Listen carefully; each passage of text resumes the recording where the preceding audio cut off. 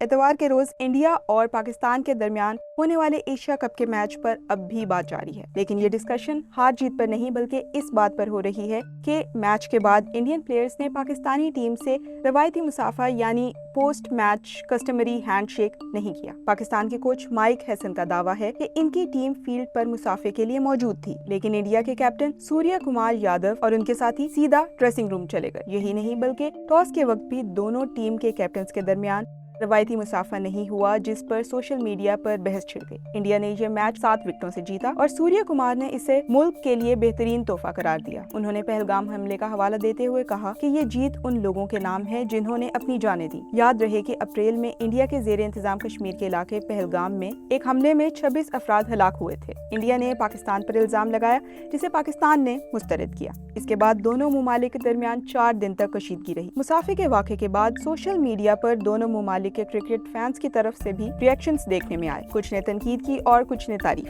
ایک صارف کا کہنا تھا کہ کرکٹ کی تاریخ کا یہ کیسا مذاق تھا، ایک نئی پستی، انڈیا اور پاکستان کے کھلاڑی کھیل کے بنیادی اصول بھی نہ نبھا سکے، ایک سادہ سا مصافحہ میچ سے پہلے اور بعد میں۔ سیاست اپنی جگہ، مگر یہ بات سپورٹس مین شپ کی ہے۔ تو دوسری طرف ایک اور صارف کا کہنا تھا کہ کپتان نے کمال کر دیا اور مصافحہ نہ کرنے کا فیصلہ بالکل ماسٹر اسٹروک۔ اختتام تو فلمی سین جیسا تھا، پاکستانی ٹیم انتظار کرتی رہی اور دروازہ ان کے منہ پر بند۔ پاکستان کرکٹ ٹیم کے مینیجر کا کہنا تھا کہ ٹاس کے وقت میچ ریفری کے کہنے پر انڈیا اور پاکستان کے کپتانوں نے مصافحہ نہیں کیا، جس پر chairman P C B Mohsin Naqvi نے کہا ہے کہ پی سی بی نے ان میچ ریفری کو فوراً ایشیا کپ سے ہٹانے کا مطالبہ کیا ہے۔